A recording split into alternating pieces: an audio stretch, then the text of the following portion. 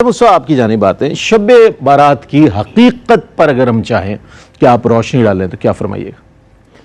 بسم اللہ الرحمن الرحیم صلی اللہ علیہ وعلا آلہ واصحابہ وبارک وسلم۔ دیکھیں ہم بچپن سے دیکھتے آ رہے ہیں اور ایک طویل میں سمجھتا ہوں کہ کئی سو سالوں سے مسلمانوں کا یہ معمول رہا کہ نصف شعبان المعظم کی جو شب آتی تو اس میں خصوصی عبادتوں کا اہتمام کرتے ہیں، بے شک۔ اور اسی طرح وہ یہ ظاہر ہے کہ ان کا یہ گمان ہوتا ہے کہ آج کی رات اللہ تعالیٰ کے رحمتوں کی نزول کی رات ہے، بے شک، آج کی رات بخشش کی رات ہے، بے شک، آج کی رات مغفرت کی رات ہے، جہنم سے آزادی کی شب ہے، بے شک۔ اور اللہ تعالیٰ اپنے خزانے اپنے بندوں پر کھول دیتا ہے۔ سبحان اللہ، سبحان اللہ۔ تو حدیث پاک بھی ہے نا کہ ما رآہ المسلمون حسن فہو عند اللہ حسن، کہ مسلمان اجتماعی طور پر جس چیز کو اچھا جانے تو اللہ کے نزدیک بھی وہ چیز اچھی ہوتی کیا ہے۔ کہنا ہے، سبحان ٹھیک ہے نا؟ اللہ، سبحان اللہ۔ یہ تو میں نے ایک اعتبار سے کہا کہ جو ایک برسوں کی ایک روایات چلی آ رہی، مطلب سمجھے صدیوں کی روایات چلی آ رہی ہیں۔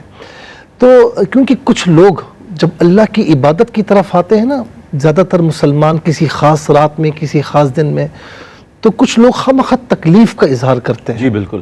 دیکھیں یہ تکلیف ہوتی بھی شب بارات، شب قدر پر، شب معراج۔ اب مسئلہ یہ ہے کہ تاریکی کن لوگوں کو پسند ہے اور روشنی کن کو ناپسند ہے، تو فیصلہ ہمارے اختیار میں ہے، فیصلہ ہمارے پاس ہے۔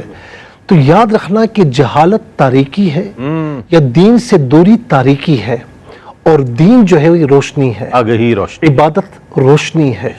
تو اگر اس رات میں خدا نخواستہ مسلمان کسی غلط رسوم اور رواج کی طرف جاتے، گناہوں کی طرف جاتے، پھر تو روکنا بنتا تھا۔ بالکل بنتا۔ لیکن اس رات میں اور اس دن میں مسلمانان عالم عبادتوں کی طرف آ جاتے ہیں، تو میں سمجھتا ہوں کہ اس میں روکنا جہالت اور بے حسی ہے، اور میں سمجھتا ہوں کہ بہت بڑی بے وقوفی ہے۔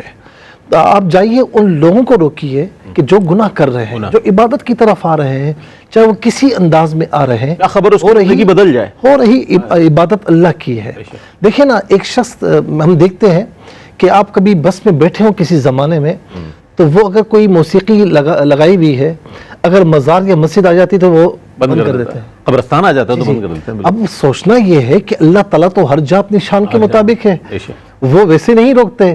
تو یہاں پر اللہ والے کہتے ہیں کہ ایک جھلی کھلی رکھا کرو، کیا پتا کہ اس کے اس ادب و احترام کی وجہ سے کہ مسجد کے پاس آ کر اس نے موسیقی بند کر دی، اس احترام کی وجہ سے اللہ تعالیٰ اس کی مغفرت فرما دے۔ بہت عمدہ۔ کیونکہ رحمت خدا بہا نامی جوید، رحمت خدا بہا نامی جوید، کہ خدا کی رحمت بہاؤ تلاش نہیں کرتی، خدا کی رحمت بہانے تلاش کرتی ہے کہ بہانہ ملے، اپنے بندے یا بندی کی مغفرت فرما دے۔ اور پھر اس کے ساتھ ساتھ ہم دیکھتے ہیں کہ یہ رات مسلمان ایسے نہیں مناتے، کیونکہ آپ دیکھیں کہ فیہا یفرق کل امر حکیم، ٹھیک ہے جمہور کی روایت کے مطابق یہاں مراد شب قدر ہے، لیکن ابن عباس رضی اللہ تعالی عنہما کو کہاں لے کر جائیں گے، حضرت اکرمہ رضی اللہ تعالی عنہ کو کہاں لے کر جائیں گے کہ جنہوں نے یہاں پر لکھا کہ اس سے مراد لیلۃ البراء ہے۔ بے شک، ٹھیک ہے، اسی طرح حدیث پاک میں ہے، مولا علی المرتضی رضی اللہ تعالی عنہ روایت کرتے ہیں، فرمایا کہ جب تم یہ رات